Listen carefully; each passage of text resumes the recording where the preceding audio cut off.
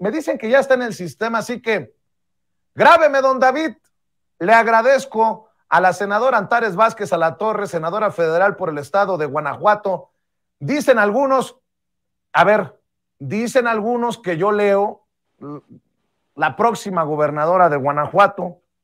Saludo a mi amiga, la senadora Antares Vázquez Alatorre. No voy a decir más porque luego nos va a caer el INE y te van a reclamar, a pesar de que tú no digas cosa alguna, senadora, pero bueno, la senadora federal Antares Vázquez Alatorre ya llegó para hablar sin censura. Te mando un abrazo, Antares, ¿cómo te va? Muy buenos días. Muy bien, Vicente, gracias, ¿no? Pero te va a caer la Suprema Corte de Justicia de la Nación, que es peor, Vicente, porque ahora, como bien dice mi presidente, es el supremo poder de la derecha.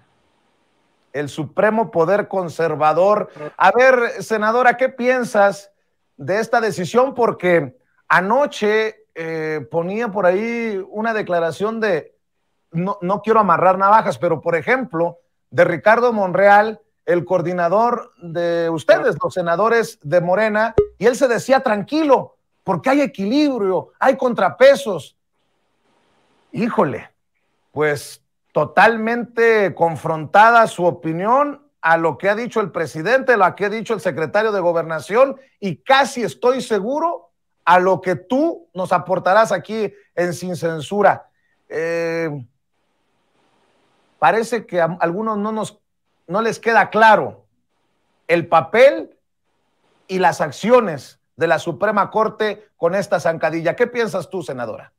Mira, Vicente, es muy sencillo. Ellos están argumentando que se violentó el proceso legislativo. El proceso legislativo está establecido en un reglamento del Congreso General que nosotros hacemos.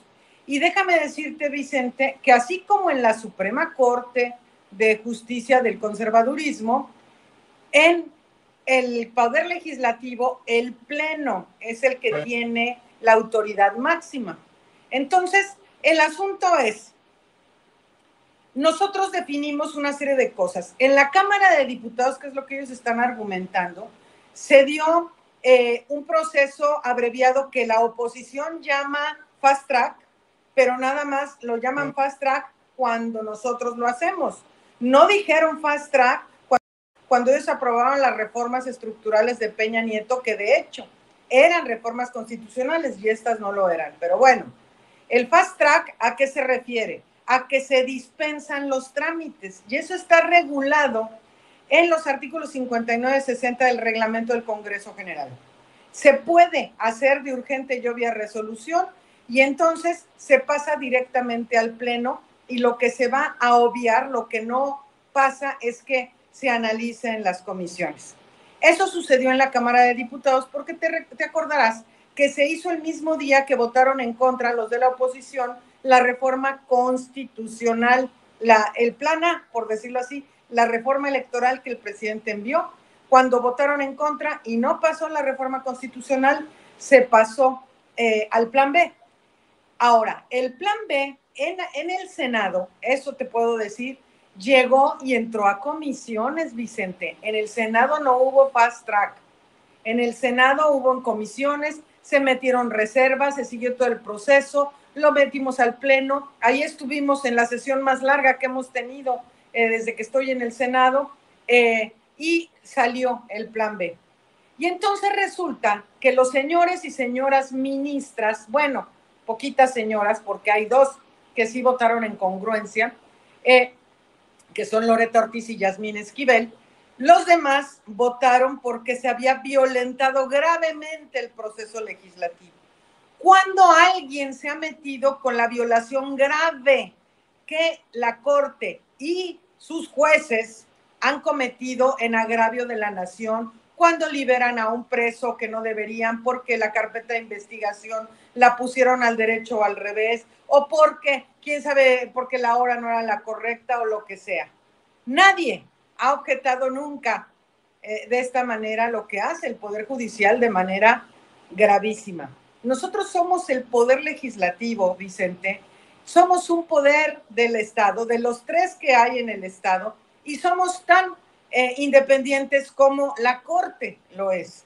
Y entonces ahora resulta que la Corte legisla por nosotros, la Corte ya se avienta el tiro cada rato de estar anulándonos leyes, de estar anulando nuestras reformas por nuestros procesos internos.